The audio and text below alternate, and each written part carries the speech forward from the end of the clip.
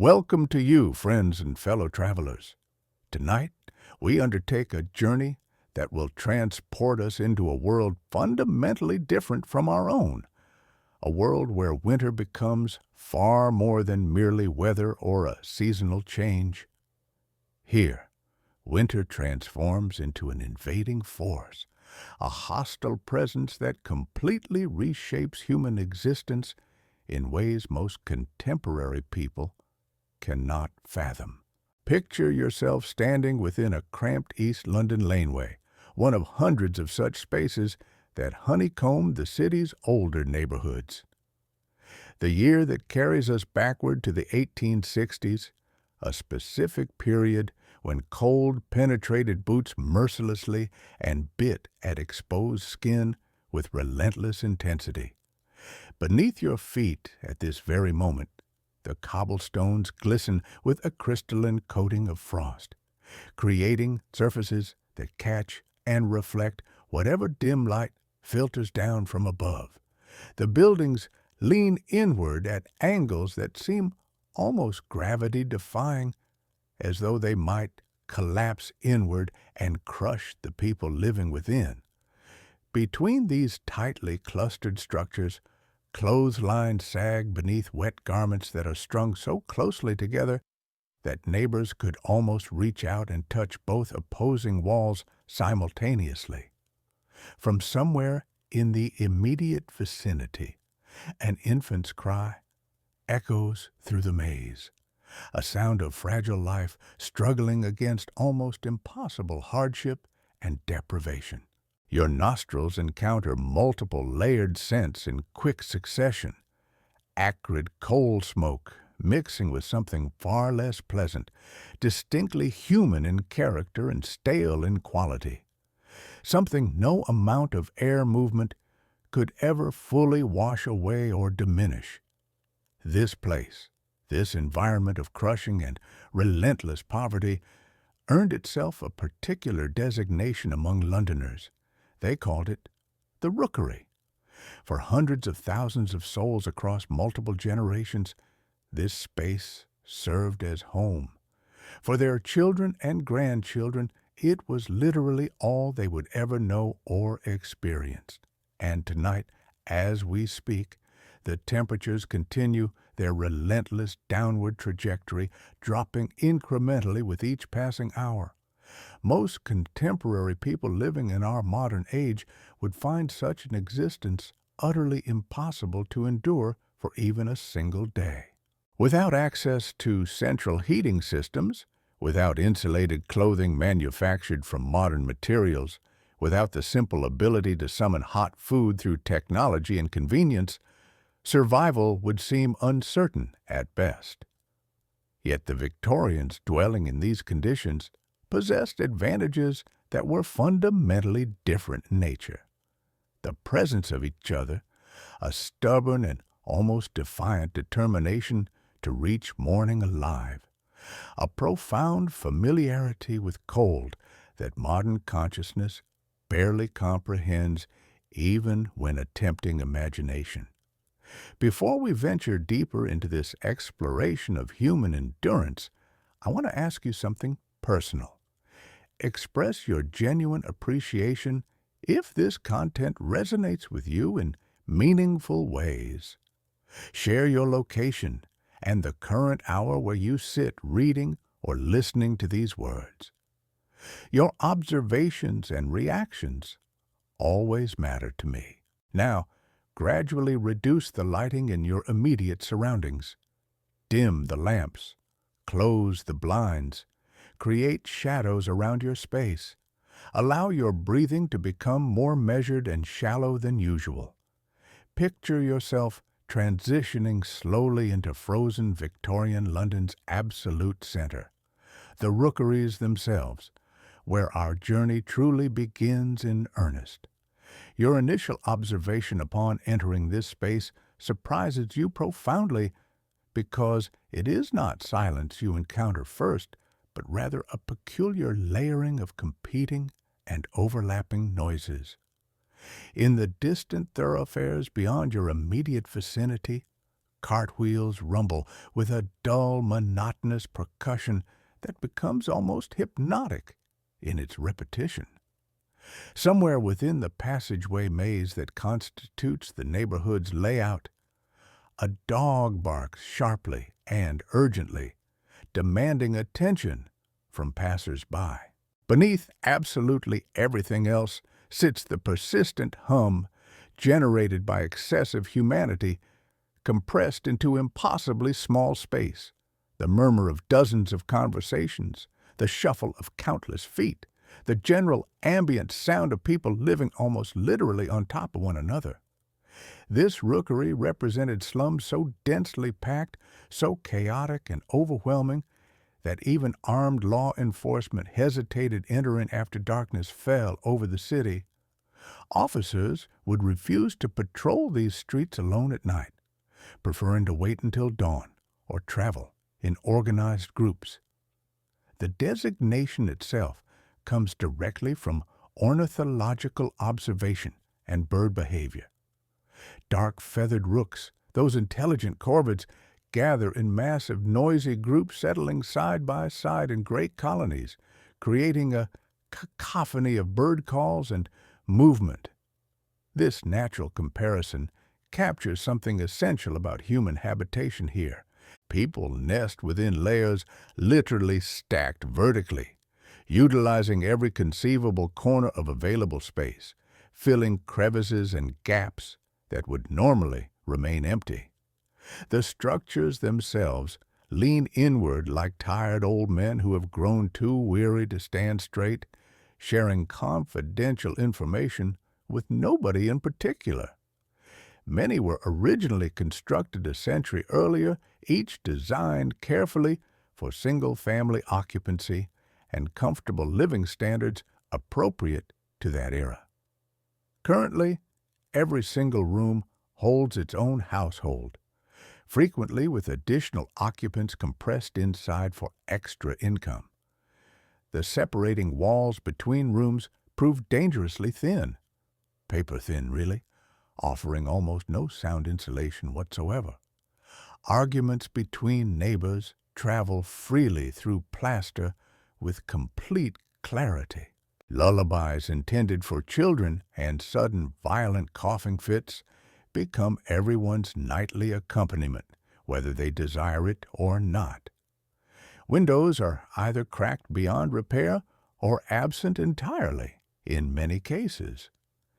People have stuffed them with whatever materials were available: old newspapers, cloth scraps, straw, mud, anything that might slow the wind's penetration. This makeshift approach provides minimal real protection against the elements. Cold proves persistent and cunning, worming through gaps and cracks with the determination of an unwelcome guest absolutely refusing departure. The smell, already complex, intensifies as you move deeper into the neighborhood. If we're being polite about it, we might call it a complex fragrance with many competing notes and layers. Coal smoke registers as the top note, sharp, acrid, disturbingly familiar to anyone breathing this air regularly. Beneath that foundation, an earthy funk rises from unwashed bodies and perpetually damp wool, since nothing in this environment ever achieved complete dryness. The wool never fully dried because the very air seemed saturated with moisture that had nowhere to escape. At the very bottom, underneath absolutely everything else, sits unmistakable human excrement in its various stages of decomposition. The outdoor toilets were shared resources for dozens of families simultaneously, and their inadequacy was matched only by their consistent use. Historians have meticulously documented something rather striking about housing density during the mid-19th century. Specific London neighborhoods had population concentrations equaling or even exceeding modern megacity density figures.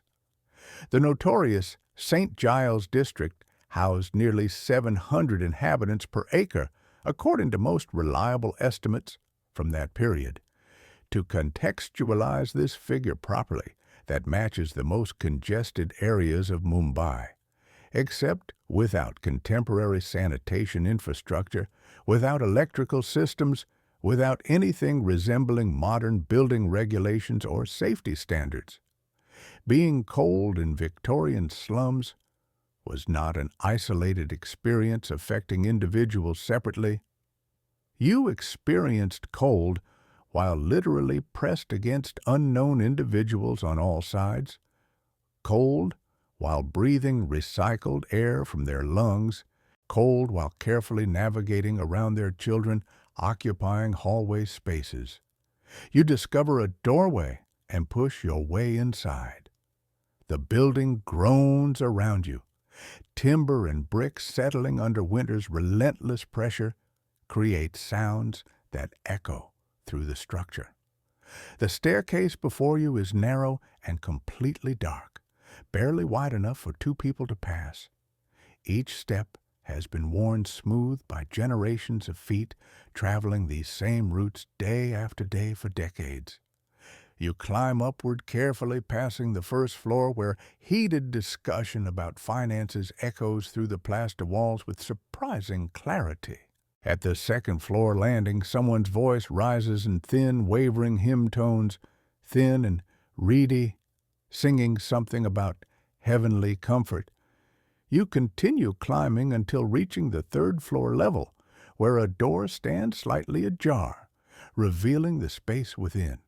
Inside exists a single room, approximately 12 feet by 10 feet in total dimension. A modest fireplace occupies one wall, but no flames dance within it currently. Only cold ashes and lingering warmth memories remain from fires past. Against the window sits a woman on a simple wooden stool, mending clothing with practiced motions, using whatever gray light the day still offers through the broken panes. 3 children huddle together, sharing a single straw mattress in the corner, their small bodies covered by one thin blanket that provides minimal protection. The walls display significant water staining from persistent dampness that never fully dries despite any efforts made. The ceiling sags ominously in several places, threatening to give way at any moment. Yet somehow, someone has pinned a small portrait of the Queen above the fireplace, a fragile aspiration symbol in this kingdom of cold and deprivation. It represents hope, perhaps, or a connection to something larger than their immediate circumstances. The woman notices your presence and glances upward from her work. Her face tells the story of someone who has aged far beyond her actual years through hardship and struggle, her hands roughened and discolored from constant exposure to cold water and harsh labor. She registers no surprise at seeing you standing there. Within the rookery environment, strangers constantly moved through living spaces, lodgers looking for somewhere to sleep, relatives seeking shelter, desperate individuals searching for any available corner they could rent affordably. Privacy became a luxury that absolutely nobody here could possibly afford or even expect. Historians continue debating how the Victorian poor actually experienced their own living situations. Certain scholars contend that because such widespread poverty was completely ordinary, ubiquitous, and normalized, residents did not perceive their circumstances as representing unusual suffering. It was simply how existence functioned for them.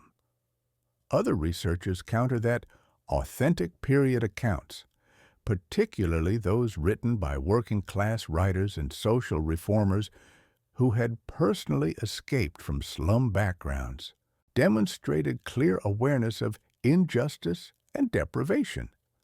The poor absolutely understood they were poor. They simply lacked the vocabulary or the sympathetic audience necessary to fully articulate that reality to the wider world. You settle yourself onto a wooden crate positioned near the cold hearth. The frigidity radiating upward from the floor penetrates the soles of your shoes, rising through your body with increasing intensity. An interesting fact about cold that becomes apparent here. It functions as far more than simply a temperature reading. Cold represents an actual presence, something almost tangible. It envelops you, presses inward from all directions simultaneously, and demands your constant awareness and attention. You cannot dismiss it the way you might ignore a minor headache or mild hunger. Cold absolutely insists on being felt, acknowledged, and constantly addressed moment by moment. Outside, the light is already diminishing rapidly as afternoon surrenders to evening. Winter produces extraordinarily abbreviated daylight hours in London, perhaps 8 hours of grayish illumination before darkness reclaims everything once again, completely. The woman sets down her mending and moves toward the fireplace, though she makes no move to light it. Not yet.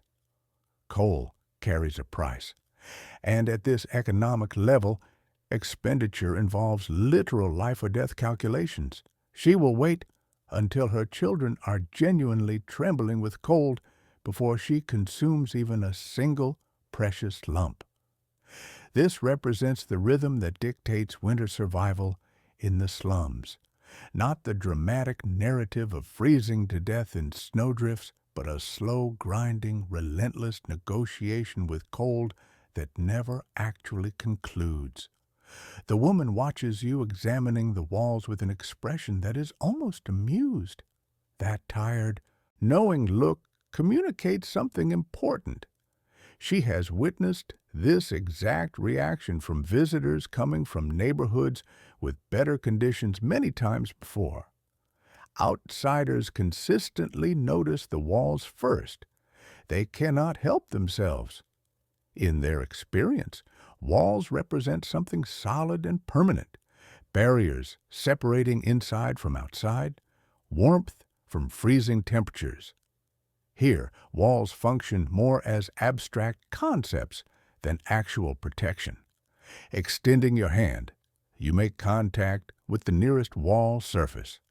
Predictably, it feels cold, but there is something else beyond that initial coldness. A slight dampness that your fingers detect immediately upon contact. They come away with a faint residue of grime and accumulated filth from years of use. The plaster exhibits cracks in multiple directions throughout its surface, and in one upper corner it has fallen away completely, revealing the bare wooden structure underneath. Those thin wooden strips resemble exposed skeletal framework, the bones of the building itself. Through the gaps, you feel the faintest whisper of exterior air penetrating the space with ease. The building itself is breathing, and that breath carries winter's chill directly into the room without impediment. These structures were never constructed with the intention of housing the numbers of people currently occupying them. Their origins trace back to more modest circumstances and different purposes. Most began their existence as unpretentious single-family dwellings, constructed during the 17th or 18th centuries. Merchants or skilled tradespeople were the intended occupants, people of some means and status. The construction methodology was adequate for its original purpose. Timber frameworks supporting brick exteriors, plaster applied to interior surfaces. Nothing elaborate, nothing fancy, but it functioned adequately for the purposes intended. Then something fundamental changed in the fabric of London itself. Between 1800 and 1850, London's population experienced explosive growth that nobody had anticipated or planned for. The city more than doubled in size during this 50-year period, expanding from approximately 1 million inhabitants to approaching 2.5 million people. The existing housing stock remained stationary. No new buildings were constructed fast enough to accommodate the influx. It simply became filled beyond capacity. With desperate urgency, landlords quickly discovered that dividing a single 4-room dwelling into 4 separate 1-room apartments generated substantially more income than renting to a single family. Some enterprising property owners realized they could position additional lodgers in basement spaces that were never intended for habitation. Others constructed crude lean-to structures extending into back gardens, creating temporary shelters that were scarcely better than caves. Before long, buildings originally designed to accommodate 6 people were somehow housing 60 or more souls in conditions of unimaginable crowding. The walls that had proven adequate for a small household suddenly had to contend with excessive moisture, heat generation from dozens of bodies, and the substantial biological output produced by so many people occupying the same limited space. The very materials began to break down under strain. The structures simply could not manage these conditions successfully. They began deteriorating rapidly, seemingly overnight. Rot established itself throughout the wood and brick with remarkable speed. You observe the ceiling above, and there it manifests clearly, a spreading stain displaying brown and green coloration, the unmistakable signature of water damage and decay. Whenever precipitation falls outside, it penetrates the interior easily through damaged sections. When snow melts in springtime, water follows the same paths downward through the structure. The woman has positioned her children's sleeping area with careful consideration, avoiding the worst dripping locations that she has learned through painful experience. This represents a geography of avoidance she has memorized through years of practical experimentation managing this impossible situation. During winter months, that water freezes before it can fully penetrate deeper into the building, which might sound beneficial until you realize the implications. Ice formation occurring inside the walls themselves expands as it freezes, creating additional cracks and fractures, making everything deteriorate further for the following year. It is a vicious cycle with no escape. Building inspectors documented a particularly disturbing reality throughout this period that seemed almost unbelievable. Many slum properties lacked any moisture barrier whatsoever, not even the most basic protection. This protective layer, positioned near a wall's foundation, normally prevents water from wicking upward from the ground through capillary action. Without it, moisture travels steadily upward through brick and stone with relentless determination, saturating absolutely everything it encounters along its path. Inspector reports from the 1840s describe situations so severe that fungi and mushrooms were literally growing on interior bedroom surfaces where families slept. Consider that for a moment. Fungal growth in your sleeping chamber, visible and pungent. While absolutely horrifying, there is something almost impressive about nature's adaptability, even in these dire circumstances. The husband rises before dawn, his movements stiff from the night's cold and his body's exhaustion. You follow him out into the street, leaving the family behind in their slowly warming room. The fire has been rekindled with the last of yesterday's coal, and the woman is preparing whatever passes for breakfast. More gruel, probably, or perhaps just hot water, with the faintest memory of tea leaves steeped briefly. The children will be sent out soon, too, if they are old enough to work and contribute income. But for now, it is the man and the cold and the long walk to wherever he earns the shillings that keep everyone alive another day. The streets are already busy, which surprises you until you remember the scale of Victorian London's labor force. Hundreds of thousands of people working, and a significant portion starting before sunrise to gain whatever advantage they can. You fall into step beside him, joining a river of dark-coated figures, all moving in the same general direction toward the docks, toward the factories, toward warehouses, toward wherever the work is available. Nobody speaks to anyone. Breath rises in white clouds. Feet crunch on frozen mud, and the city slowly comes alive around you with sounds and movement. Labor historians have documented a mainstream historical reality extensively and repeatedly. Outdoor work did not stop for winter in Victorian London under any circumstances. It could not. The economy had no concept of seasonal pause. The docks still needed unloading of cargo regardless of weather conditions. The market still needed stocking with fresh produce and goods.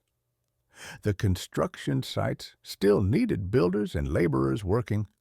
The economy had no off switch, no seasonal pause, no accommodation for the simple fact that human bodies were not designed to work in freezing conditions for 12 or 14 hours at a stretch.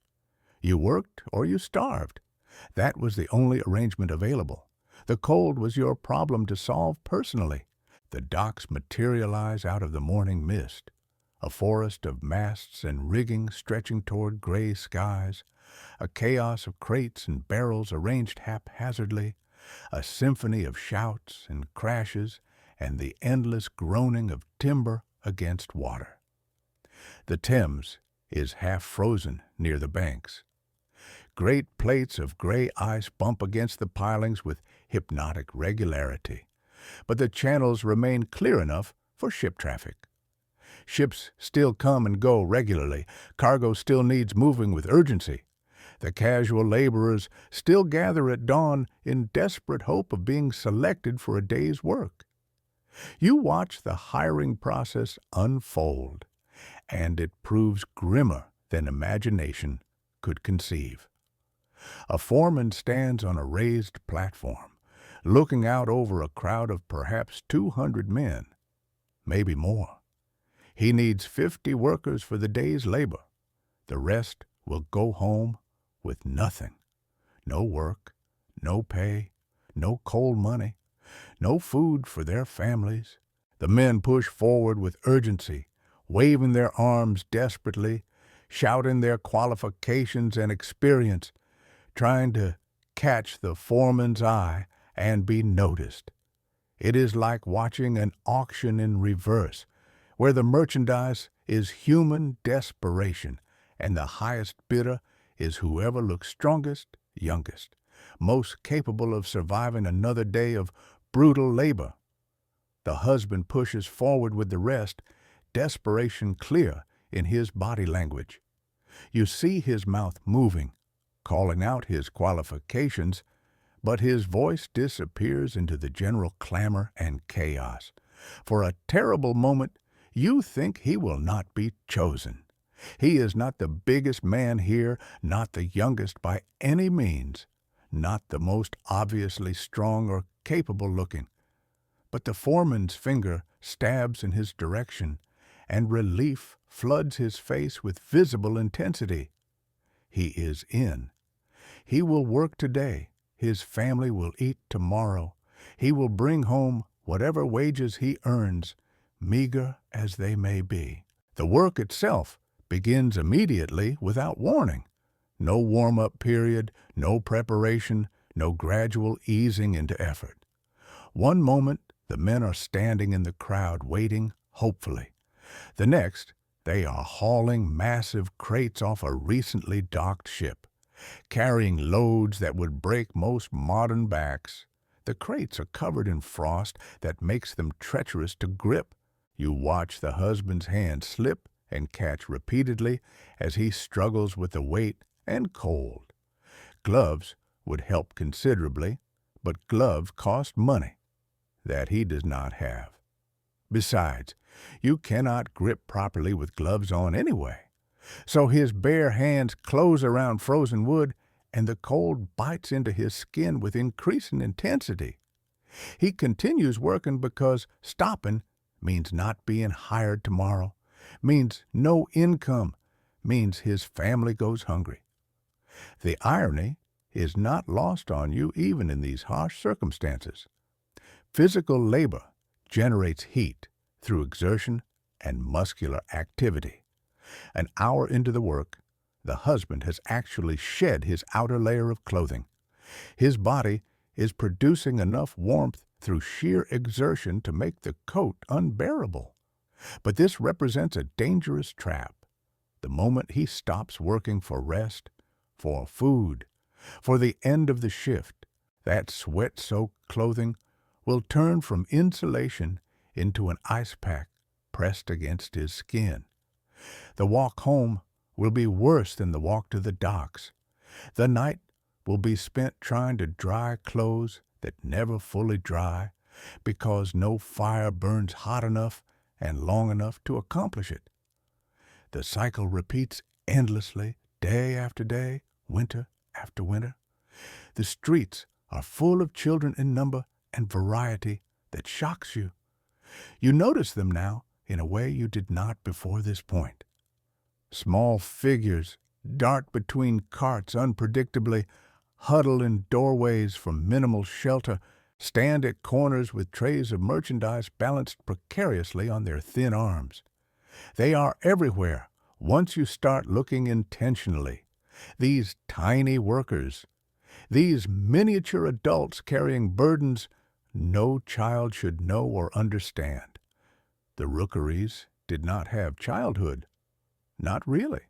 They had small people waiting to become big people while learning survival before they learned to read or write. You follow a boy of perhaps 7 as he makes his way toward the river with determination. He is carrying a sack over his shoulder.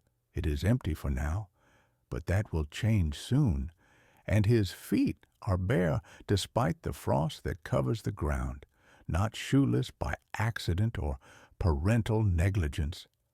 Shoes would be ruined by what he's about to do, so going barefoot is the rational choice even in winter.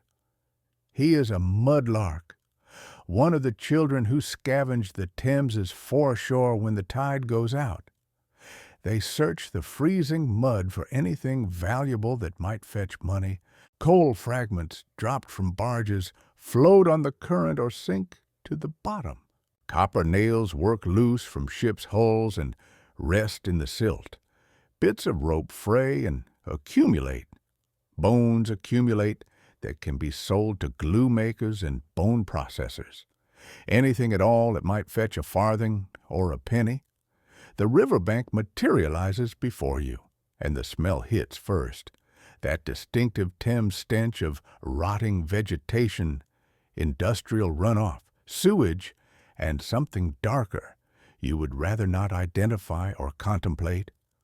The tide is out, exposing a wide expanse of gray-brown mud that glistens unpleasantly in the weak morning light. Already a dozen children are picking their way across it, bent double from the waist, hands plunging into the cold muck up to their elbows, repeatedly.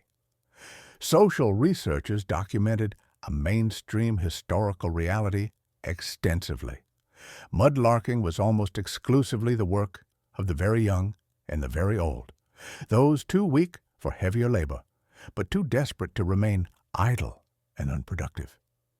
Children as young as 5 were recorded working the foreshore, spending hours in freezing mud that could suck them under if they stepped wrong or lost their footing. The cold was brutal beyond description. Water temperature in winter hovered just above freezing, barely above the point where ice would form. But the children waded in anyway, their legs turning blue from cold, their teeth chattering so hard they could barely speak or coordinate their work. The boy you have been following reaches the water's edge and does not hesitate or second-guess himself. He steps into the mud, sinking immediately to his calves, and begins the slow, methodical search using touch and experience. His hands disappear beneath the surface, feeling for anything solid or valuable by touch alone. You watch him pull up a piece of coal the size of his thumb, examine it briefly, and drop it in his sack. Then again. Then again. Each piece represents perhaps 1/100th of a penny in value. He will need hundreds to make his day worthwhile. You turn away from the river and find yourself among the match sellers scattered throughout the city. These are mostly girls, some barely older than toddlers, standing on street corners with their boxes of matches held out to passing strangers persistently. Their sales pitch is simple and repetitive. "Buy my matches, sir. Please, sir. Only a penny, sir." The words come out in a kind of song, repeated endlessly and mechanically, a melody of desperation that most passers-by have learned to ignore completely. The matches themselves were dangerous to manufacture. The phosphorus used in match heads caused a devastating condition called phossy jaw, a horrifying deterioration of the jawbone that literally rotted the faces of factory workers systematically. Children who sold matches did not suffer this specific fate, but they suffered plenty of other consequences, standing motionless in the cold for hours on end, being beaten if they returned home with unsold stock, falling asleep in doorways and freezing to death before morning without anyone noticing or caring. You pass a crossing sweeper at a busy intersection, a boy of perhaps 10 who stands with a worn broom, clearing paths through the horse dung and mud for gentlemen who occasionally toss him coins. His clothes are rags held together by hope. His face is gaunt from hunger and deprivation. But he works his corner with a kind of territorial pride, chasing off younger children who try to encroach on his spot. This is his place. He has earned it through persistence and aggressive defense of his territory. The famous writer Charles Dickens, himself a child laborer in a blackened factory in his youth, populated his novels with these street children, the artful dodger from Oliver Twist, Oliver himself, Joe the crossing sweeper from Bleak House. These were not characters from pure imagination. They were portraits from life, slightly softened for publication and dramatic effect, representing thousands of real children whose names nobody bothered to record in any official capacity. You are standing before a building that looks more like a prison than a refuge. High walls of gray bricks surround it menacingly. Small windows are placed too high to see through, designed to prevent escape and communication. A massive wooden door seems designed to intimidate rather than welcome anyone approaching it. Above the entrance, carved in stone, are words meant to be reassuring. "The poor shall never cease out of the land." It does not feel reassuring. It feels like a warning or a threat. This is the workhouse, and everyone in the rookeries knows what it means without needing explanation. The woman from your room spoke of this place once, in that dreaming way, her voice dropping to a whisper, as if the walls themselves might hear and punish her. She would rather die in the street, she said. She said she would rather watch her children starve, anything but the workhouse. You did not understand then. You are beginning to understand now. The workhouse system was designed with a particular philosophy underlying every decision. Make relief so unpleasant that only the truly desperate would seek it, making suffering worse than the suffering that drove them to seek help. This was not cruelty for its own sake alone, or rather, it was not only cruelty for its own sake. The architects of the 1834 Poor Law genuinely believed that generous assistance would encourage laziness, that comfortable poverty would spread like a disease through the population. So they created institutions deliberately worse than the worst outside employment could offer. Social historians have documented a mainstream historical reality extensively.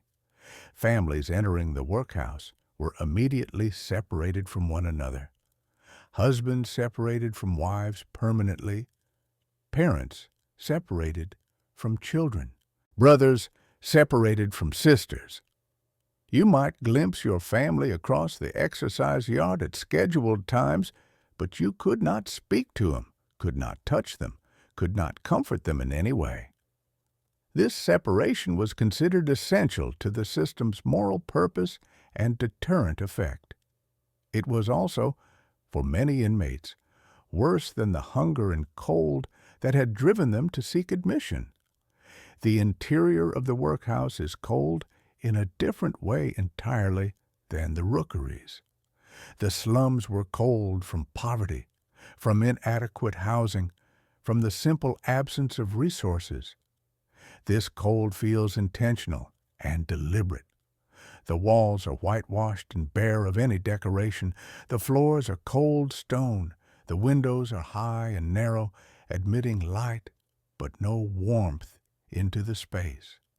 Everything has been stripped of comfort and dignity by design and calculation. You find yourself in the women's ward, watching as new arrivals are processed with bureaucratic efficiency. Their clothes are taken away, those precious layers of survival, those archaeological garments built up over years of patching and repair. They are replaced with workhouse uniforms, shapeless gray dresses for the women, ill-fitting and humiliating. Shapeless gray smocks for the children, making them look like small prisoners. Everyone looks the same now regardless of their previous station or circumstances. Everyone looks like nobody in particular. The work itself is deliberately pointless and designed purely for punishment. Women pick oakum, unraveling old rope fibers until their fingers bleed for hours each day in silence. Men break stones in the yard, reducing boulders to gravel that nobody particularly needs or wants. The labor is not meant to produce anything useful or valuable. It is meant to be unpleasant enough to deter future applicants through fear and example, and it works with terrible effectiveness. The fear of the workhouse kept countless families struggling in the rookeries long past the point of reason, choosing slow starvation over this organized and systematic despair. But winter changed the calculation for many. You see it in the faces arriving at the door as the temperature drops. People who swore they would never come, who held out as long as humanly possible, finally surrendering to the cold. The workhouse was grim. Yes, the workhouse was humiliating and degrading. But the workhouse was also crucially indoors. There were fires burning in the common rooms. There was gruel provided at regular intervals. There were blankets, thin and rough, but present nonetheless. When the alternative was freezing to death in a doorway, even the workhouse started to look like salvation of a sort. You leave the workhouse behind and step back into the streets. But the city has transformed while you were inside these gray walls. Night has fallen properly now, not the gray twilight of early evening, but true darkness, The kind that Victorian London knew intimately before electric lights changed everything forever. The gas lamps create small islands of yellow glow, but between them stretches shadow so thick it feels almost solid. You could lose yourself in that darkness. Many people do. The homeless emerge at night from their hiding places.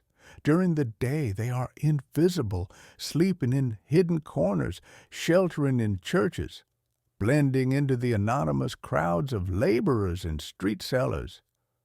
But after dark, when the respectable world retreats behind locked doors, the streets belong to those who have no doors to lock. You see them now, materializing from alleyways and archways, claiming their spots for the night with the territorial precision of animals, marking their range.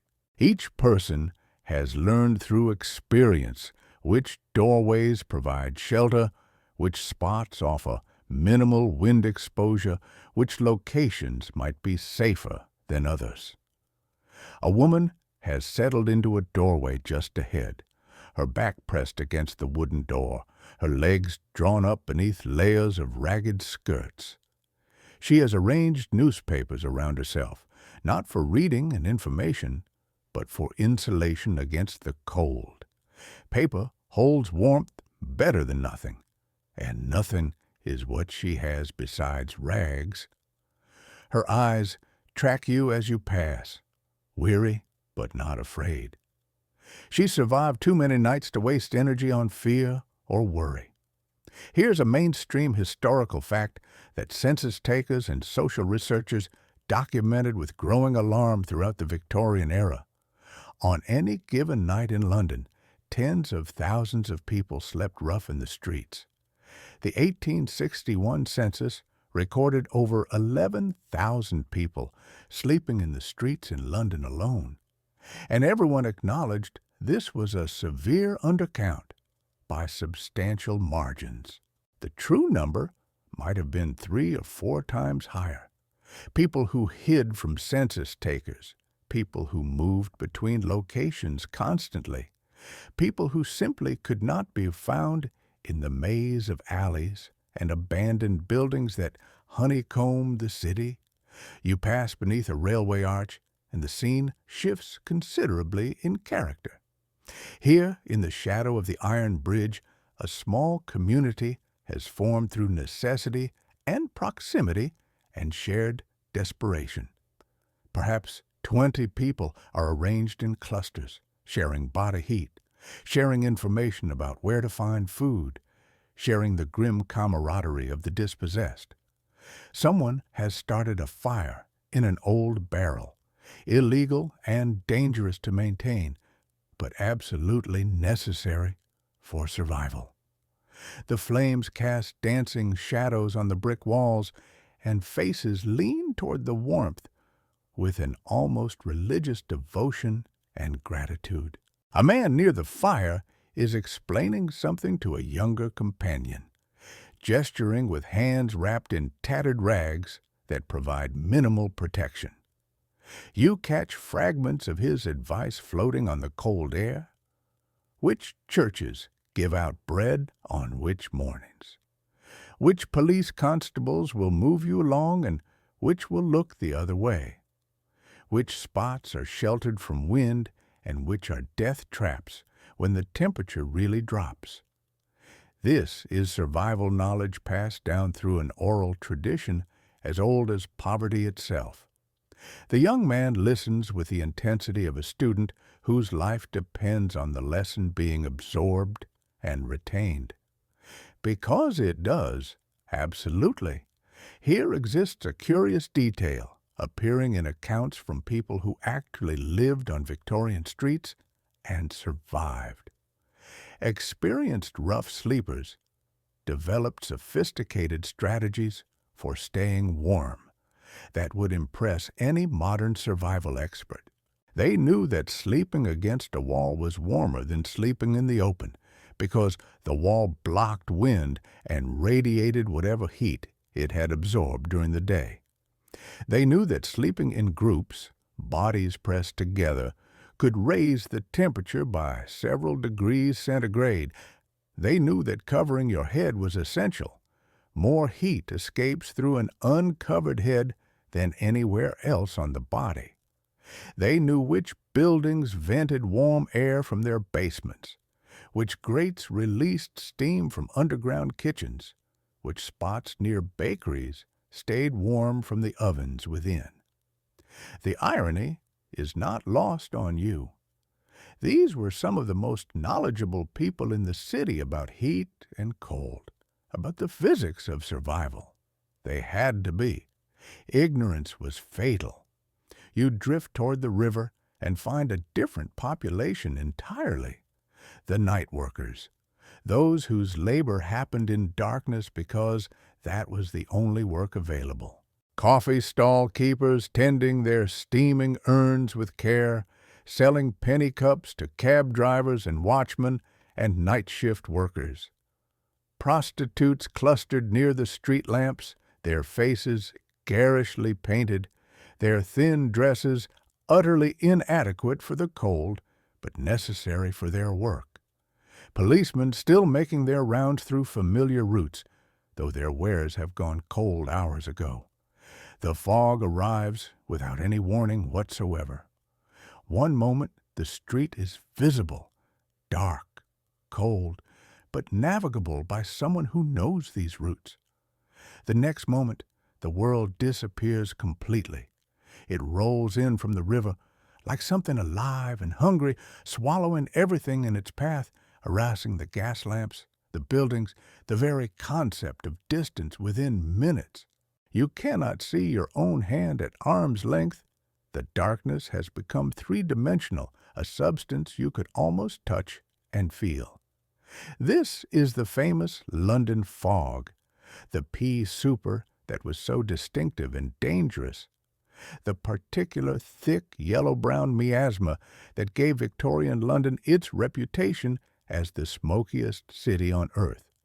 Except it is not really fog at all, not in any natural sense. It is cold smoke trapped by weather conditions and atmospheric inversion. Millions of fires pouring their exhaust into air too cold and still to carry it away upward. The city is choking on its own breath.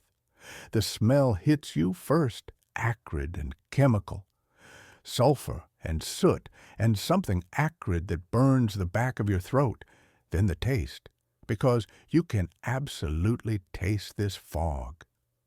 A greasy residue coats your tongue and teeth.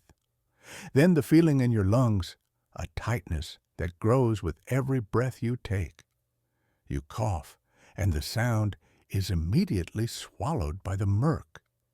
Somewhere nearby, other people are coughing too, a chorus of strangled sounds coming from every direction and no direction at all. Here is a mainstream historical fact that medical records documented with alarming and careful precision.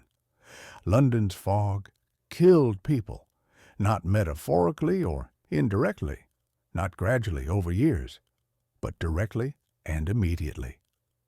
The Great Fog of December 1873 was blamed for over 700 excess deaths in a single week. The fog of 1880 killed roughly 2,000 people outright. These were not weak or elderly victims exclusively, though they died in greatest numbers, but working people, healthy people, people whose lungs simply could not process air that had become more poison than oxygen. They went to sleep coughing and did not wake up. They collapsed on the streets from asphyxiation. They simply stopped breathing as their lungs filled with toxic residue. You stumble forward with difficulty, one hand trailing along the wall beside you. It is the only way to maintain any sense of direction when visibility drops to zero. The bricks are slick with condensed moisture, that distinctive black grease that coated every surface in Victorian London. Your fingers come away dark with residue. Tomorrow, if you survive until tomorrow, you will blow your nose and the handkerchief will be black. You will cough up black phlegm. The fog gets inside you and stays there, accumulating, poisoning from within. The poor suffered most. Of course they always did. Wealthy Londoners could retreat to their well-sealed homes.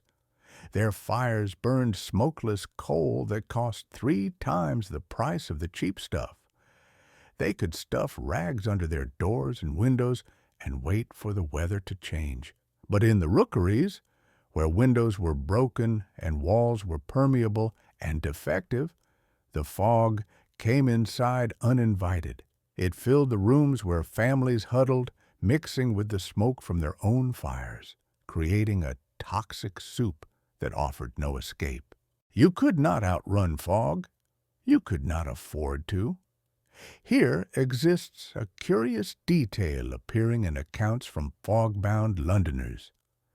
People developed elaborate systems for navigation when visibility dropped to 0. They followed the curb with their feet, counting paces between landmarks they had memorized in clearer weather. They listened for familiar sounds, church bells, factory whistles, the particular echo of certain streets. Some hired link boys to walk ahead with torches, though the torches were nearly useless in the thickest fogs. Others simply stayed put, refusing to move until conditions improved, sleeping in doorways rather than risk getting lost in a city they had lived in all their lives. The fog begins to thin as you make your way back toward the rookeries with difficulty, and with returning visibility comes something unexpected. Light spilling from a doorway ahead. Voices raised not in argument, but in something almost like laughter and conversation. You follow the sound, drawn by the simple human need for warmth and company, and find yourself standing outside a public house. The sign above the door is too weathered to read clearly, but it does not matter. What matters is the golden glow leaking through the windows, the promise of heat and noise and life and community. You step inside, and the change is immediate and overwhelming. The cold releases its grip. The fog stays outside, held back by walls and bodies, and the fierce heat of a coal fire burning in a proper grate. The air is thick with tobacco smoke and the smell of bodies and something yeasty. Beer, of course, but also the particular funk of wool drying near flames. Every available surface near the fire is draped with wet clothing, steaming gently as the heat works its way through the fibers. This is the public house in its essential role as community center, warming station, and social hub. The Victorians understood something we have largely forgotten in our modern age. When your home cannot keep you warm, you need somewhere else to go. The pub served that function for the working poor, a place where a penny would buy you a seat near the fire and permission to stay as long as you were drinking something. It was not charity. It was business, but it kept people alive. Here is a mainstream historical fact that temperance reformers documented with great frustration.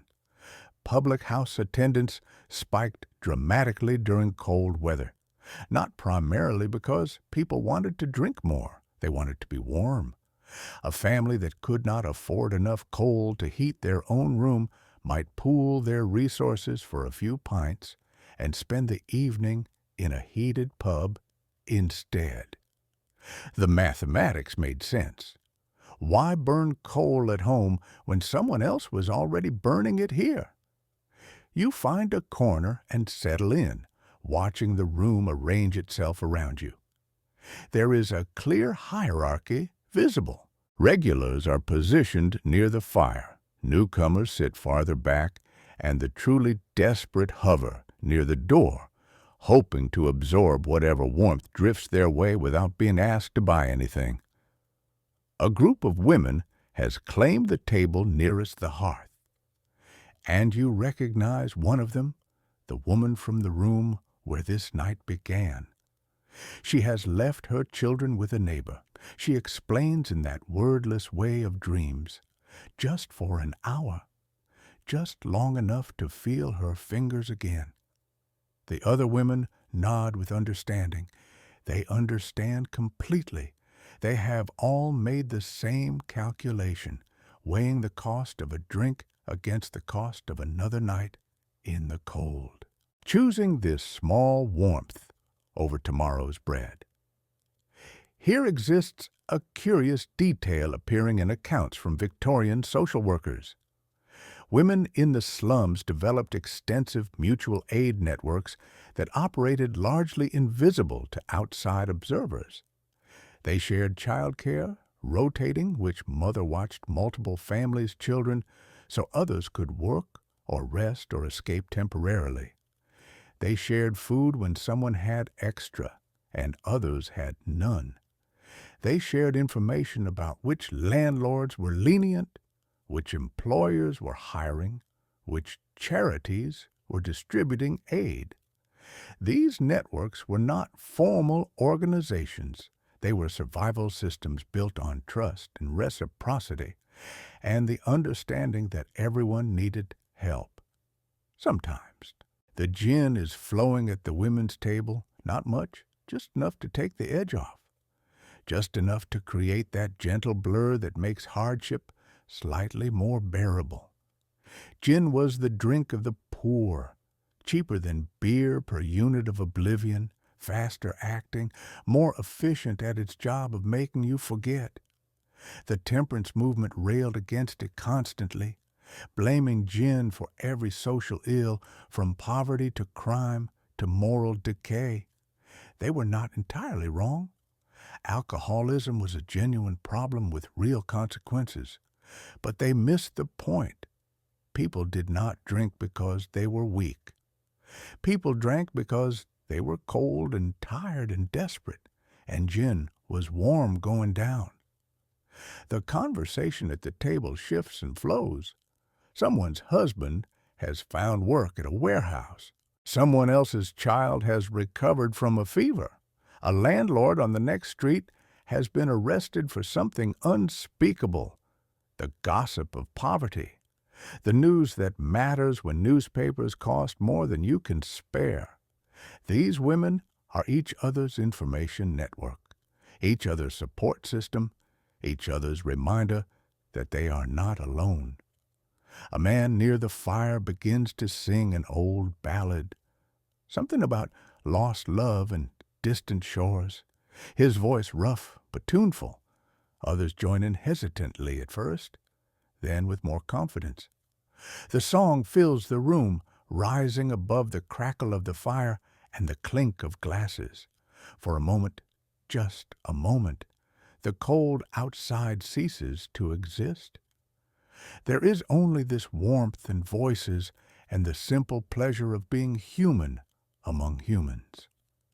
The singing fades as you step back into the street, and the cold reasserts itself immediately. That patient, persistent enemy that never truly left, only waited.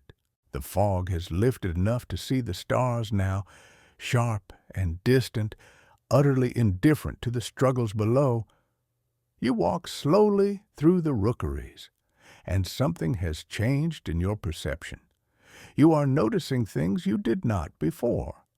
A bundle of rags in a doorway that might be a person, a still shape beneath a market stall, the particular silence of bodies that have stopped fighting.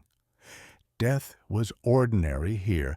That is the thing the history books sometimes fail to convey effectively. We read the statistics. Thousands dead from cold, from disease, from hunger. The numbers are so large they become abstract and unreal, but in the rookeries, death was not a statistic. It was the neighbor who did not answer her door. It was the old man who used to sit on the corner, suddenly absent. It was the child who coughed all week and then stopped coughing, and everyone knew what the silence meant. You pass a house with a wreath on the door. Not the festive kind, but the mourning kind, black crepe arranged in a circle to announce a death within. In wealthier neighborhoods, such wreaths were elaborate affairs professionally made, displayed with somber pride. Here, it is just a scrap of dark fabric tied with string, but it serves the same purpose. Someone inside has died. The neighbors know to speak softly as they pass. The dead presented practical problems that the living had to solve. Bodies needed to be washed, dressed, and laid out. Work that fell to women, usually performed in the same rooms where families continued to eat and sleep. In winter, at least, the cold helped preserve the body while arrangements were made. Summer deaths were worse. The smell became unbearable within days. But winter deaths had their own cruelty. The ground froze solid, making graves difficult to dig. The cost of burial remained constant, regardless of how little money the death had left behind. Here exists a curious detail that funeral records reveal. Many poor families kept their dead at home for days or even weeks, not from sentiment, but from necessity. A proper burial cost money: the coffin, the grave, the service. Families had to save up penny by penny while the body waited in the corner covered with a sheet. A presence that could not be ignored, but had to be endured. Children grew up accustomed to death in a way modern minds can barely comprehend. It was not hidden from them. It could not be. You think of the coughing you heard earlier, that wet rattle drifting up through the floorboards. Consumption, that is what they called it. We call it tuberculosis now, a clinical name that strips away some of the Victorian horror. But consumption was the perfect word for what the disease actually did. It consumed you. It ate you from the inside out, hollowed you into a shell of yourself over months or years of slow decline. The cough was merely the beginning. Then came the night sweats, the fever, the weight loss, the blood-specked handkerchiefs, and finally the hemorrhage that ended everything in a rush of red.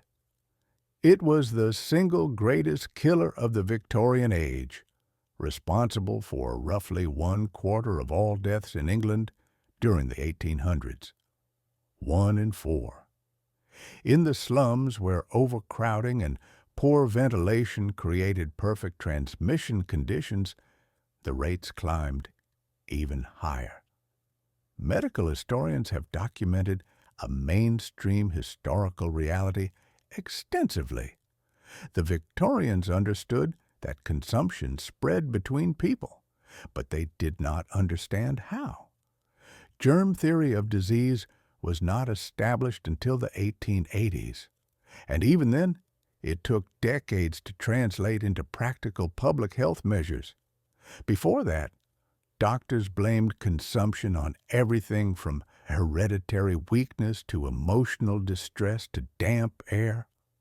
Some believed it was caused by disappointed love, the disease of poets and romantics, wasting away from broken hearts. This sounds absurd now, but it made a particular kind of sense when you did not understand bacteria. People got consumption after losing loved ones, after experiencing grief and stress. The correlation was real. The causation was backwards. The cold made everything considerably worse. Of course, winter drove people indoors, packed them closer together, reduced ventilation to virtually nothing. A family that might survive summer in their cramped room with windows open and air circulating would spend winter sealed in with their own exhalations, sharing whatever pathogens circulated among them. The tuberculosis bacterium absolutely loves this environment. Warm bodies, stagnant air, close contact. Every cough sends thousands of infectious particles into the shared atmosphere. Every breath draws some of them inward. The woman is still watching, still listening, still calculating odds she has no power to influence. A mother's vigil against forces she cannot see and cannot fight. The cold is one enemy. Disease is another. Both are patient. Both are always waiting.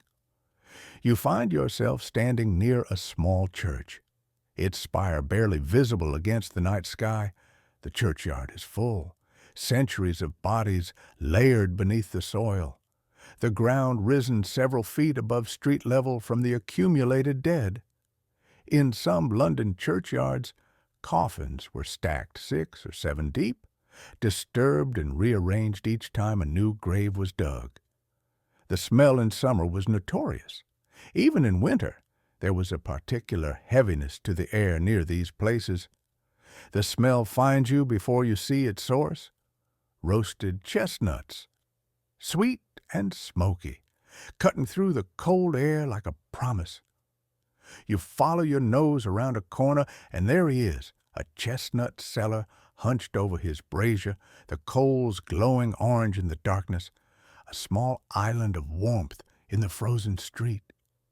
His hands move automatically, turning the nuts in their pan. The sound of their shells cracking is almost musical. A halfpenny buys you a small paper cone, the chestnut still hot enough to burn your fingers. You hold them against your chest first, stealing their warmth through your coat, feeling the heat radiate into your body before you have eaten a single one. This is the trick everyone knows. Food is fuel, yes, but heat is immediate. You can warm yourself with a chestnut twice, once by holding it, once by eating it. Nothing is wasted here. The first bite is extraordinary. Not because the chestnut is anything special, it is slightly burnt on one side, slightly underdone on the other, but because warmth is extraordinary when you have been cold for hours. The soft, starchy flesh dissolves on your tongue, and you can feel it traveling down into your stomach. A small ember joining whatever heat remains in your core. For 30 seconds, maybe a minute, you are not cold. You are almost comfortable. It is enough. It has to be enough. Here exists a mainstream historical fact that food historians have documented extensively. The street food economy of Victorian London was enormous and surprisingly sophisticated. Chestnuts in winter, ices in summer, meat pies, year-round. Vendors adapted their offerings to the season and the clientele, providing hot food to those who could not afford fuel to cook their own. For many slum residents, street food was not a convenience. It was a necessity. Their rooms had no proper kitchens capable of cooking. Their coal was too precious to waste on cooking. Their time was consumed by work. The chestnut seller and the pie man were essential infrastructure, as vital to survival as the water pump. You linger near the brazier, reluctant to leave its warmth. The seller does not mind. He is used to people gathering around him like moths around a flame. A small crowd has formed. A woman with a baby wrapped inside her shawl. An old man with a cough. 2 boys who clearly cannot afford to buy anything but hover at the edge of the heat anyway. Nobody speaks much. There is a companionable silence, a shared understanding that this moment is precious and temporary. The baby fusses, and its mother adjusts her grip, pressing it closer to her body. You notice that she has positioned herself carefully, her back to the wind, the brazier's warmth reaching her front where the child is nestled. Every calculation matters. Every small advantage is exploited. She probably walked several streets to find this particular chestnut seller, knowing his corner is sheltered, knowing she can stand here longer without being moved along. Your wandering has brought you to a different kind of street. You did not mean to come here. Or perhaps you did, drawn by some unconscious curiosity about how the other half lives. The buildings are taller here, the windows larger and cleaner, the gas lamps more numerous and better maintained. The smell is different too. Cleaner somehow, though the same cold air fills your lungs. You have crossed an invisible border into another London entirely, and the contrast is so stark it feels almost violent. A mansion rises before you, its facade glowing with warm light from a dozen windows. Through the glass you can see chandeliers blazing, their crystals catching and multiplying the flames of countless candles. Figures move inside, women in elaborate gowns, men in dark evening dress, their silhouettes graceful and unhurried. They are hosting a party, a winter ball perhaps, or a dinner that has stretched into the small hours of morning.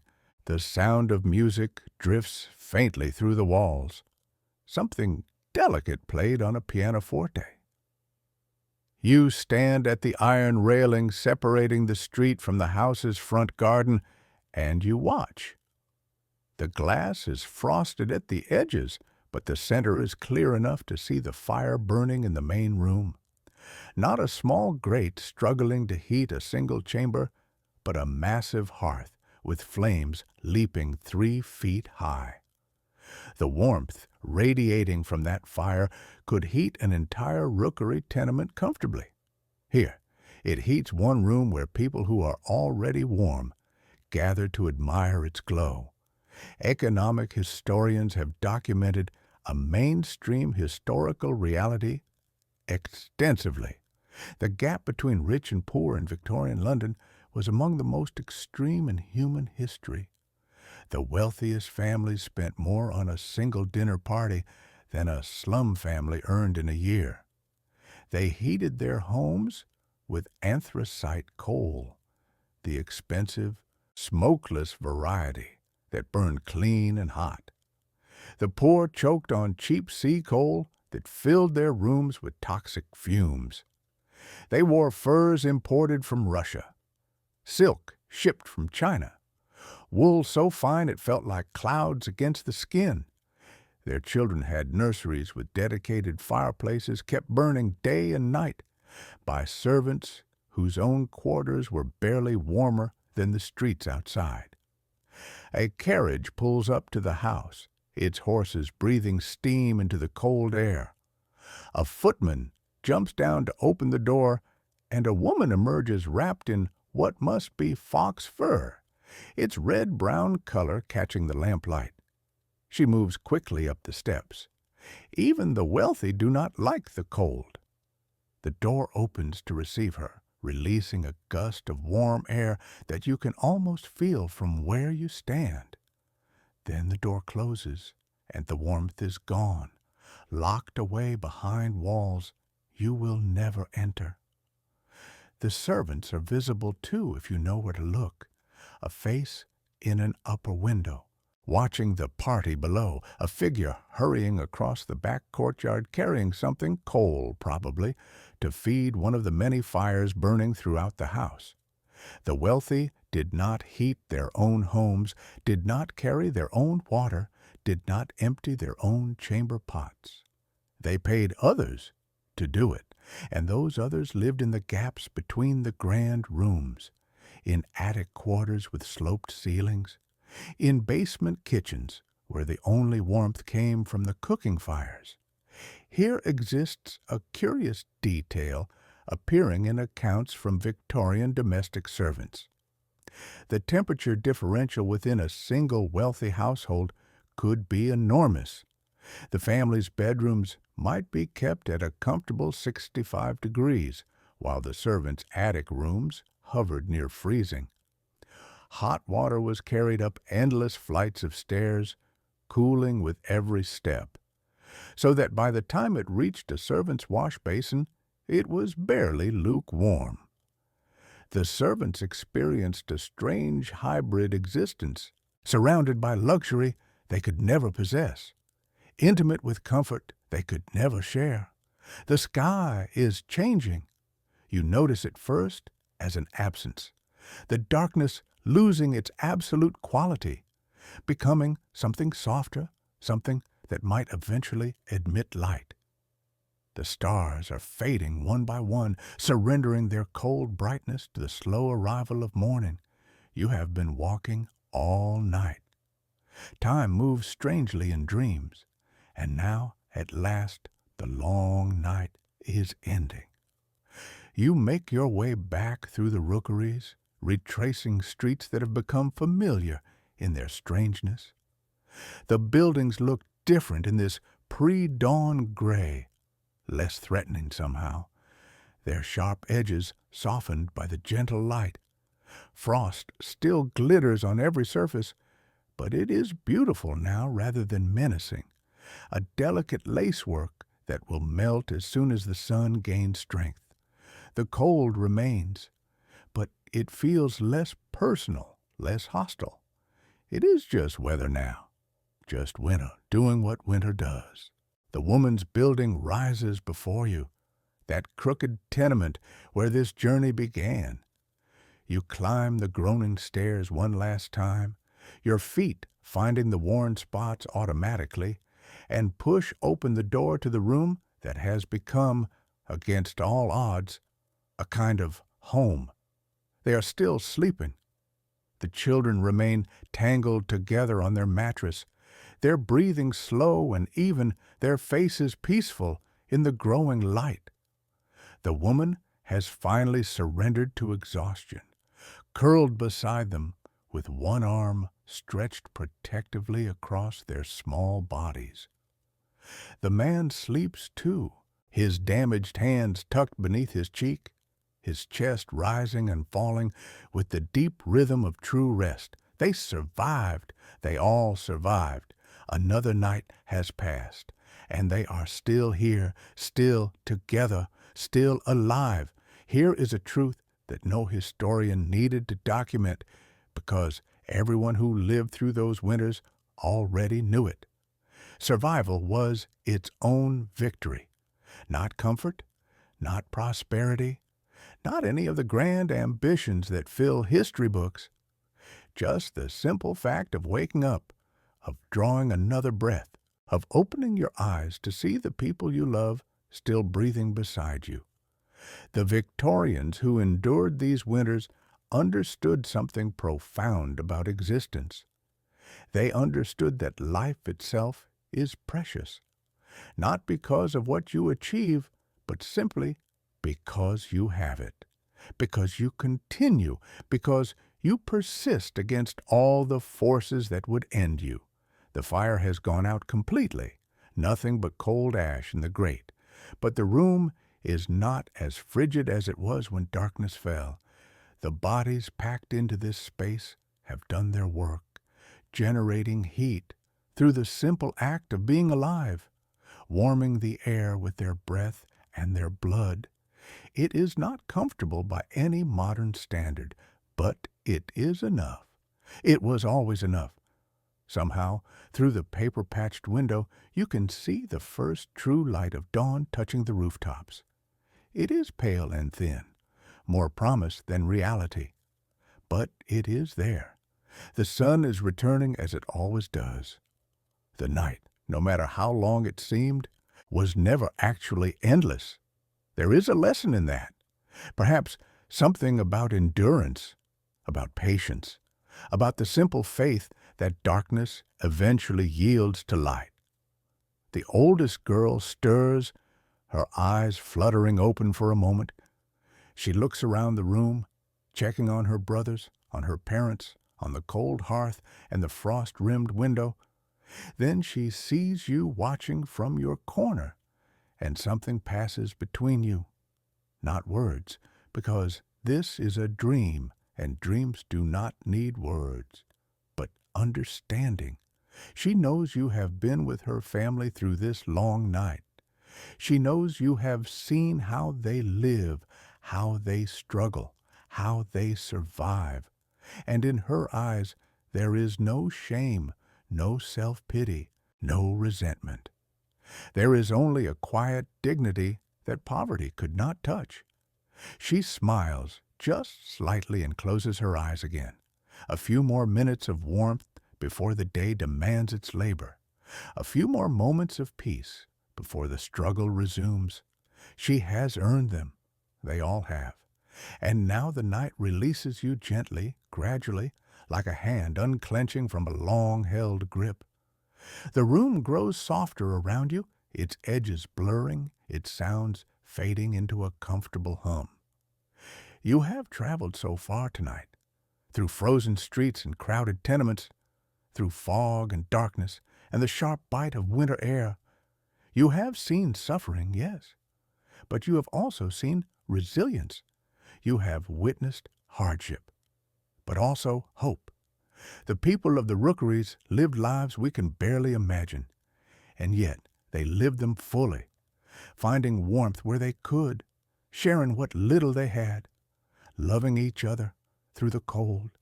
Let yourself rest now. The journey is complete. Your body grows heavy, sinking into whatever surface holds you, chair, bed, or soft place, cradling your weight.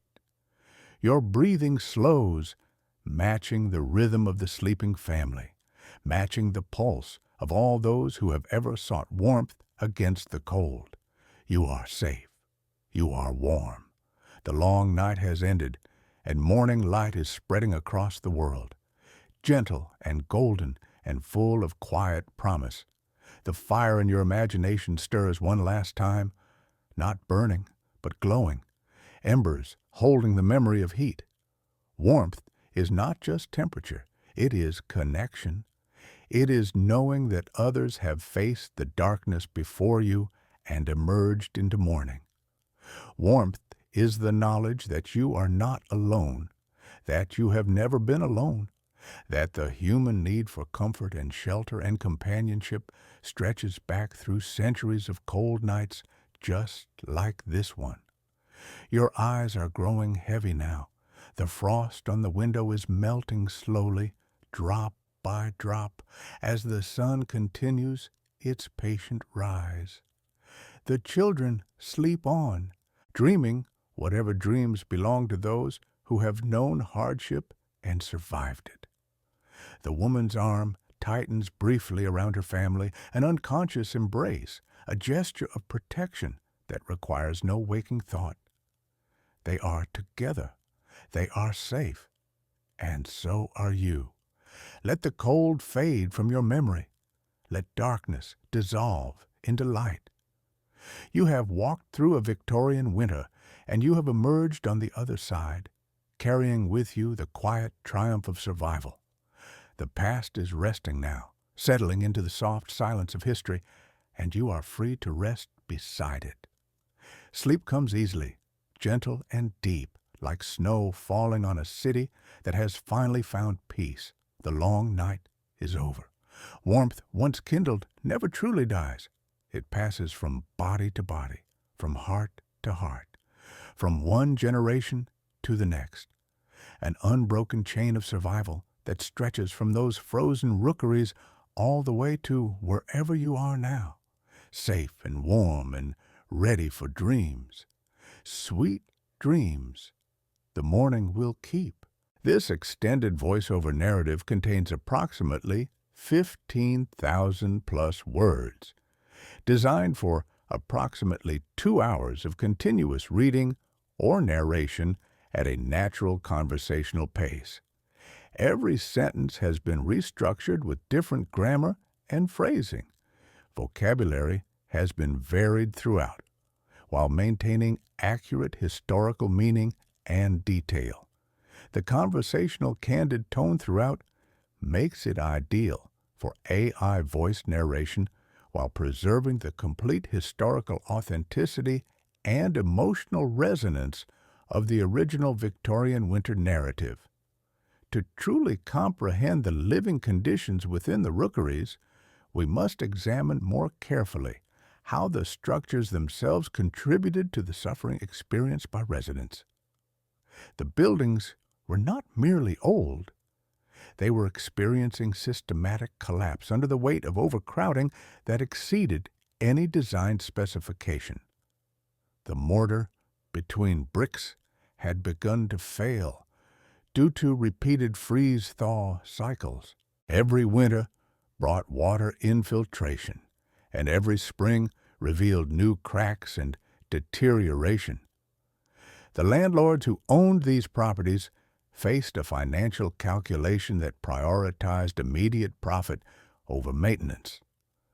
A property that housed 60 people in one-room apartments could generate substantially more income than a properly maintained building housing a single family. The economic incentive structure actively punished good maintenance and rewarded neglect. Landlords would invest minimal amounts in repairs, knowing that even a severely deteriorated building could still extract rent from desperate tenants who had nowhere else to go. Coal represented the central currency of survival in ways that modern observers often fail to appreciate fully.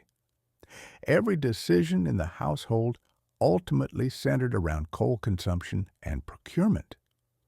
Could the family afford enough coal to heat the room adequately? Should they use fuel for heating or for cooking? Could they save money by eating cold food and using all coal for warmth? These decisions played out thousands of times daily across the rookeries. The coal merchants who sold to the poor understood their desperation and adjusted prices accordingly. A working-class family might pay 3 or 4 times the price that a wealthy household paid for the same coal, simply because they could only afford to purchase small quantities. The mathematics of poverty meant that poverty itself was expensive to maintain. Every transaction involving the poor included a premium price reflecting their vulnerability and lack of negotiating power. The medical knowledge of the Victorian period was only beginning to grapple with germ theory and disease transmission. Doctors still believed in miasma theory, the notion that diseases spread through bad air and noxious vapors. This fundamental misunderstanding delayed the implementation of public health measures that could have saved thousands of lives. Even when cholera and other epidemic diseases swept through the rookeries, killing hundreds or thousands, the response was slow and inadequate. Tuberculosis remained the greatest killer, spreading silently through shared air in overcrowded rooms. The disease particularly ravaged children and young adults, removing breadwinners from families and leaving women and children without support. The cough was so common in slums that it was almost considered normal. People lived with the knowledge that anyone coughing violently was likely to be dead within months, yet they could do nothing to prevent transmission. Despite the desperate conditions, or perhaps because of them, the poor developed sophisticated social networks that enabled survival. Women shared child care responsibilities, allowing mothers to work or rest. Food and resources were shared when available, with the understanding that reciprocity would follow in future times of need. Information about which employers were hiring, which landlords were slightly less exploitative, which charities distributed aid. This information flowed constantly through these networks. These were not formal organizations with leadership structures or rules. They were organic social systems based on reciprocity, kinship, and long-term relationships developed through years of proximity and shared struggle.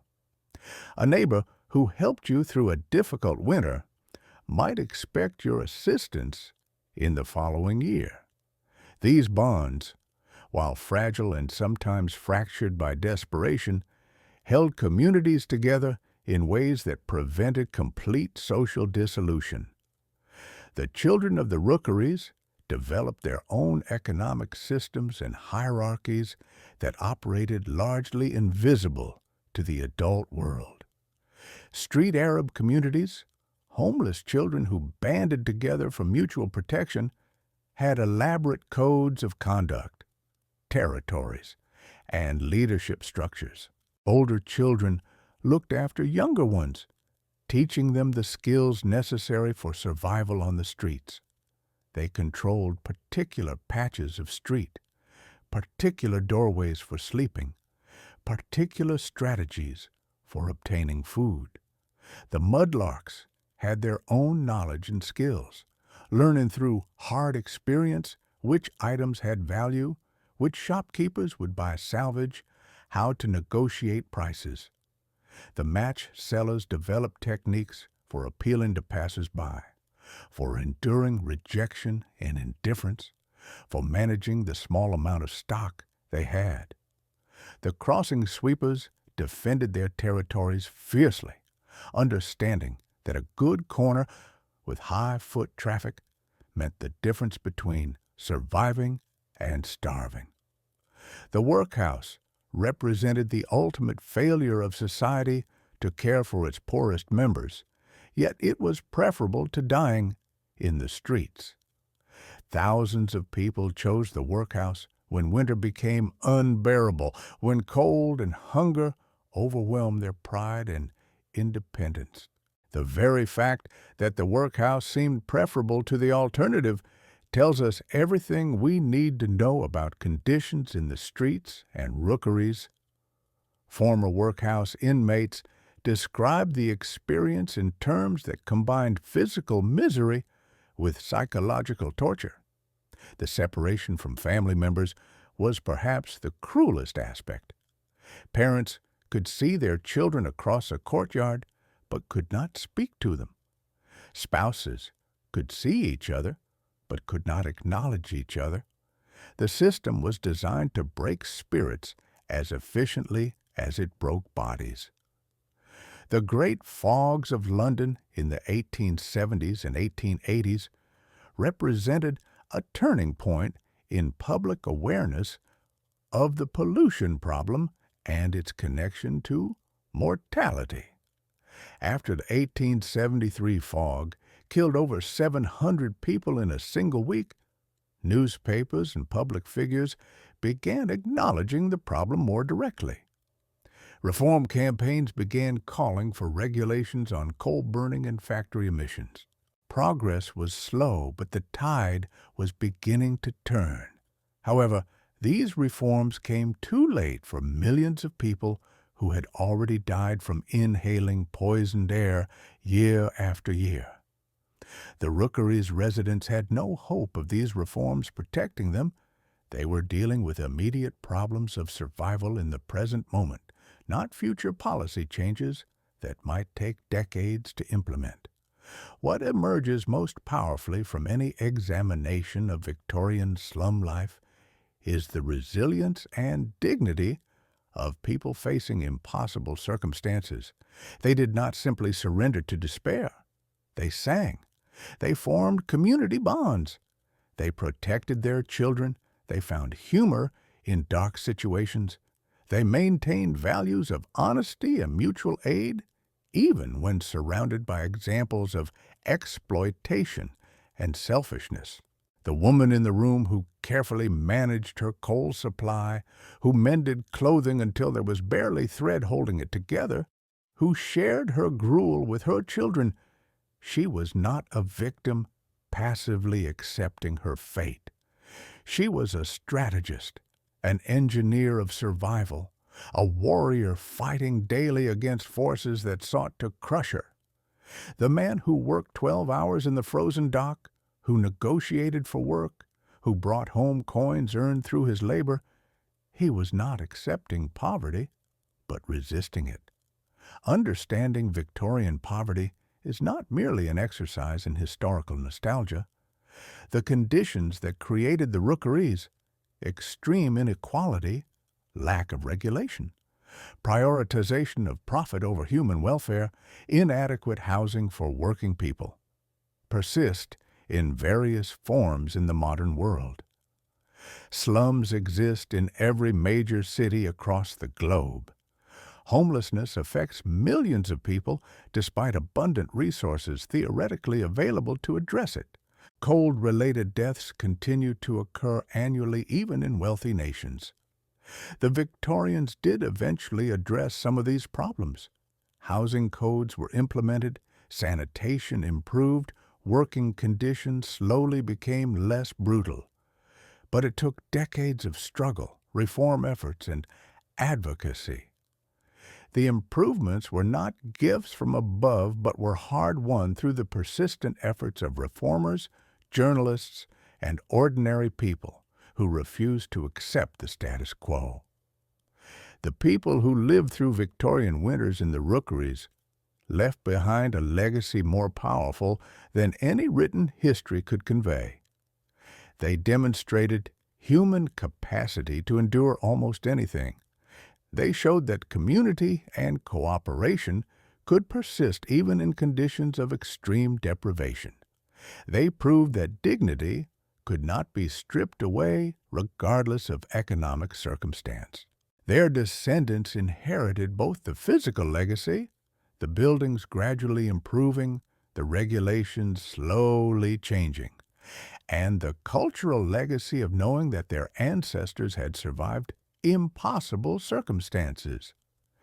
This knowledge passed through generations, shaping attitudes toward work, family, and community in ways that continue to influence British culture even now. Beyond the historical details and specific circumstances of Victorian London, the story of winter in the rookeries speaks to something universal in the human experience.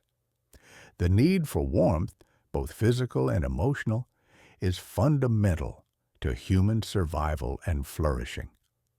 The woman sharing a blanket with her children, the homeless man huddling with others under a railway arch, the workers gathering in a pub near a coal fire, these are not just historical details, but expressions of human needs that transcend time.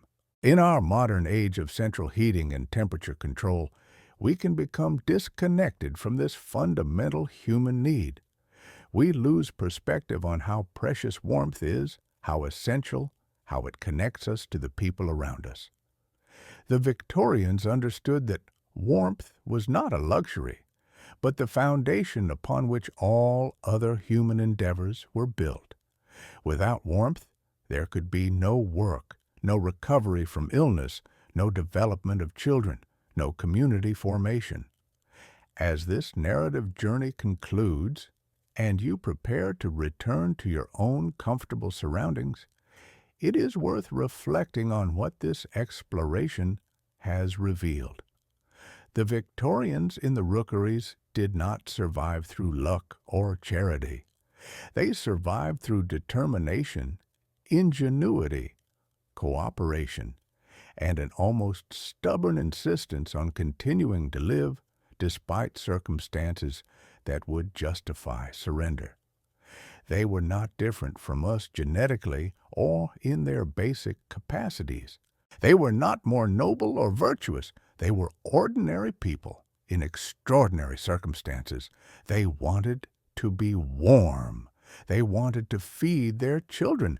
They wanted to live. These universal desires sustained them through winters that would seem unbearable to us, and their achievement in surviving teaches us something about human capacity and resilience. The night has ended for them, as it ends for all of us. Dawn comes to the rookeries as it comes to every place on earth, bringing with it new challenges, but also new possibilities. The sun that rises on a cold winter morning is the same sun that has risen on countless mornings throughout human history, witnessed by countless eyes, felt by countless hands. We are connected across time through this common human experience of seeking warmth, seeking community, seeking to continue living and thriving despite the obstacles placed before us. To fully appreciate the world we have entered, we must understand the economic arithmetic that governed every moment of a slum dweller's existence. A family earning perhaps 2 shillings weekly faced decisions that contemporary people with stable incomes cannot easily imagine. Every penny had to serve multiple purposes simultaneously. The shilling spent on coal could not also be spent on bread. The penny spent on candles could not also purchase soap for washing. The halfpenny spent on a hot potato to warm your hands was a halfpenny not available for other necessities. This constant mathematical recalculation created chronic stress that never fully dissipated. Even successful days, when work was found and wages earned, only slightly reduced the constant calculation of scarcity. There was never enough of anything, and the awareness of this fundamental insufficiency shaped every decision and interaction. A woman contemplating whether to use precious water to wash her child's face faced the knowledge that washing meant less water available for cooking. The women of the rookeries faced particular challenges that men did not experience identically. In addition to managing household resources with incredible ingenuity, women were expected to maintain propriety and modesty, despite living in conditions where privacy was impossible. They gave birth in cramped rooms surrounded by other families. They nursed children while managing household labor. They faced constant judgment from both the poor and the respectable classes regarding their moral fitness while simply trying to survive. The work available to women was different from work available to men. Women could become servants, seamstresses, laundresses, charwomen, or prostitutes. Many of these occupations were more degrading than even the worst male labor and paid substantially less.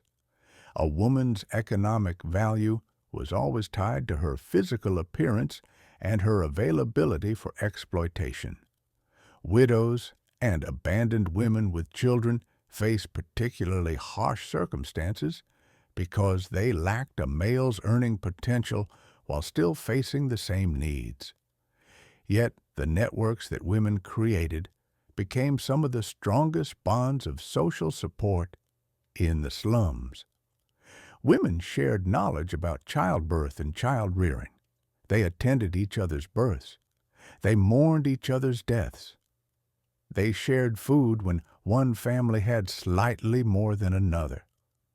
These female support networks were often more reliable than family ties because they were based on choice and mutual interest rather than obligation. Beyond the physical dangers that cold created, we must consider the psychological impact of living in perpetual cold. The human mind naturally seeks warmth as a sign of safety and comfort. Living in constant cold created a baseline state of anxiety and distress that never fully resolved. Even when indoors, the knowledge that stepping outside meant entering severe cold created psychological pressure. The cold also affected thought patterns and emotional regulation. Medical research has confirmed that cold stress impairs cognitive function, reduces impulse control, and increases aggressive responses. The slum residents were not simply dealing with the physical challenge of cold, but with its effects on their ability to think clearly and manage emotions. This meant that conflict was more likely, patience was reduced, and problem-solving became more difficult, all at precisely the times when good thinking was most essential. Children in the rookeries typically received minimal formal education. Schools existed, but attendance was irregular because children needed to work and contribute income. Even when school was possible, the pedagogical approaches of the era emphasized obedience and submission rather than critical thinking, or skill development.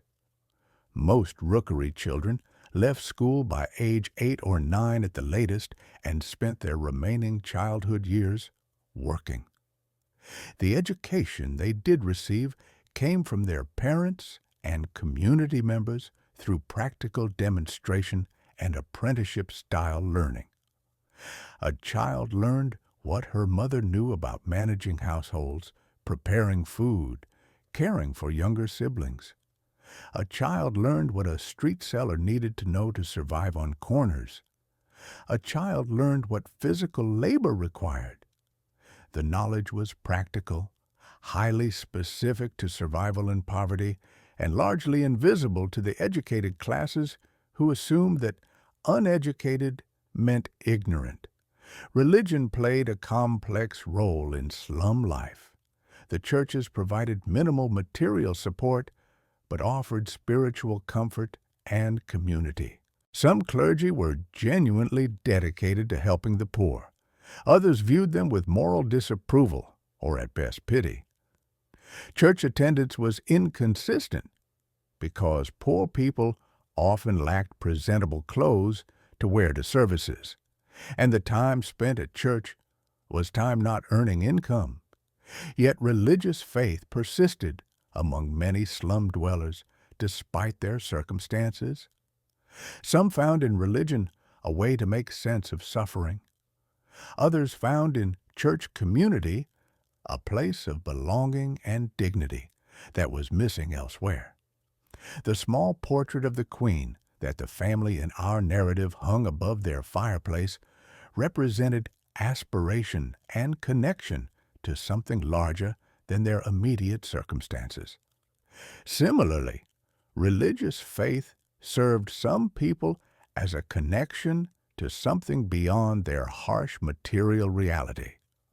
While winter was undoubtedly the harshest season, the other seasons brought their own particular challenges and occasional reliefs. Spring meant the melting of snow and the return of water-related sanitation problems. Summer brought disease, cholera, dysentery, and other gastrointestinal illnesses that thrived in the sewage-contaminated water and filth. Autumn was a transitional season where some work became available as crops were harvested and goods were transported. Winter brought the cold, but it also brought something resembling economic equality among the poor. Everyone was struggling against the same enemy.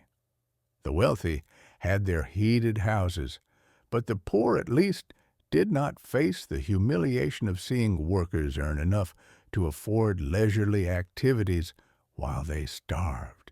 Winter made the class system's brutality visible in the most concrete way. The rich literally stayed warm, while the poor froze. An important question in historical interpretation concerns the extent to which people living in poverty should be understood as victims of circumstances or as agents actively making choices within constrained options. The rookery residents were not passive victims accepting their fates. They negotiated with landlords, sought out better employment, moved between neighborhoods seeking better opportunities, formed organizations and mutual aid societies. At the same time, the constraints they faced were real and substantial. A woman could not choose to have better employment options if those options did not exist. A family could not choose to move to a better neighborhood if they lacked the money for deposits and moving costs. A worker could not choose to work fewer hours if refusing work meant losing the job entirely. Understanding the rookery residents requires holding both truths simultaneously.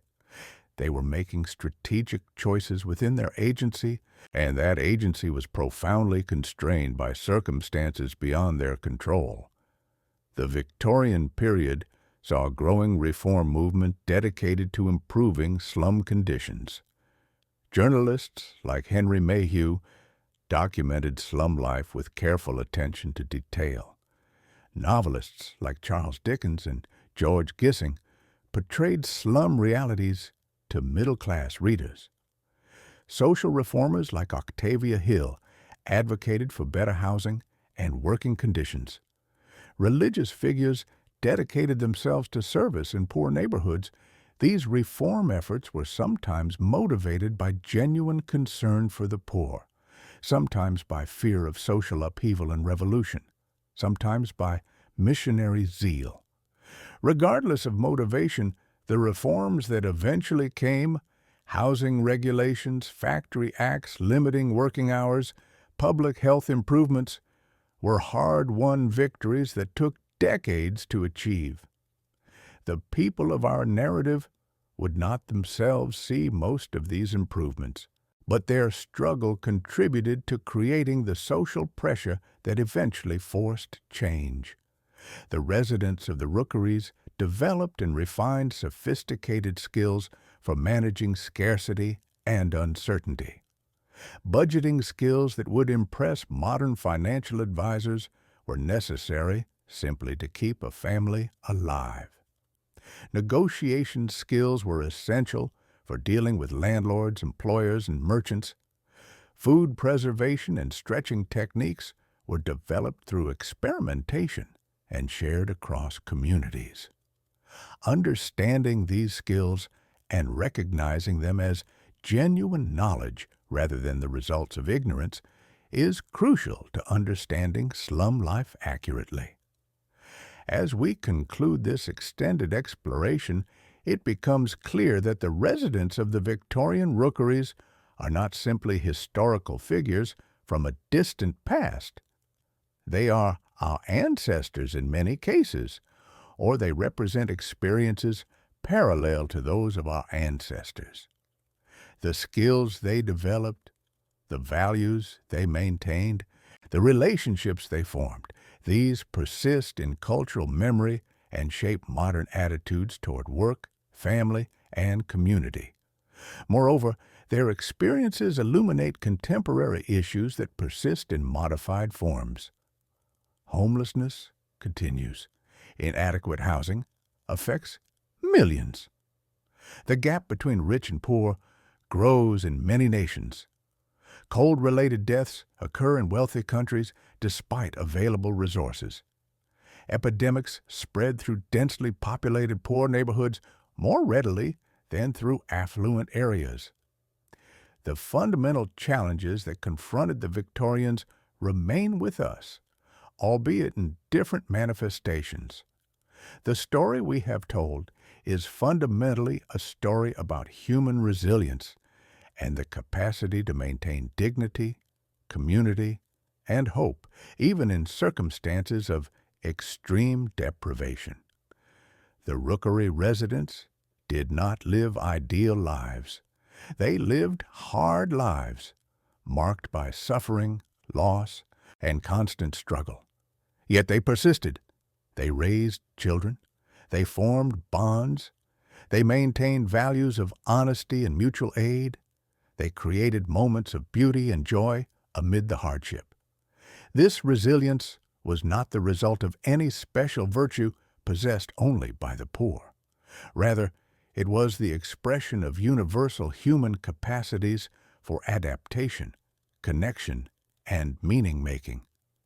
Any of us, faced with the circumstances confronting the rookery residents, might respond similarly, not with surrender, but with creative resistance, not with isolation, but with community formation, not with despair, but with determined survival. The warmth they sought, both physical and emotional, is warmth that we all seek, in different forms and with more ample resources. The community they built through necessity and proximity points to something fundamental about human flourishing. We cannot flourish alone. We flourish through connection with others who share our struggles and our hopes. As this narrative concludes, and you prepare to return to your contemporary world, you carry with you the knowledge of their struggle and their resilience. You understand, at least intellectually and imaginatively, what life in the rookeries truly meant. You have walked their frozen streets, sat by their inadequate fires, worked their exhausting jobs, and witnessed their courage in facing impossible circumstances. This knowledge is a gift and a responsibility. It asks us to recognize the humanity of those living in poverty in our own time. It asks us to work toward creating systems that honor human dignity and provide for basic needs. It asks us to remember that resilience and courage are not unique to the past, but are human capacities that continue to emerge whenever people face adversity. The long night has truly ended now. The sun rises on a new day, as it always has and always will, over the rookeries and over our own contemporary world. May we learn from the courage of those who survived the Victorian winter to live with greater compassion and justice in our own time. The narrative of a winter in the rookeries transcends its historical moment to speak to timeless truths about the human condition. Across centuries and continents, people continue to face challenges of scarcity, cold, inadequate shelter, and social inequality. The specific circumstances change, but the underlying human struggles remain remarkably consistent. Understanding Victorian poverty helps us understand contemporary poverty, and appreciating the resilience of past generations inspires us to cultivate similar resilience in our own lives.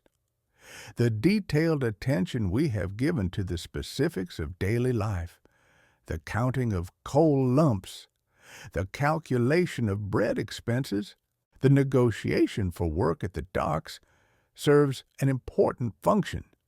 It prevents us from engaging in abstract discussions of poverty that lose sight of its concrete reality. Poverty is not an economic statistic or a social problem to be discussed in the abstract.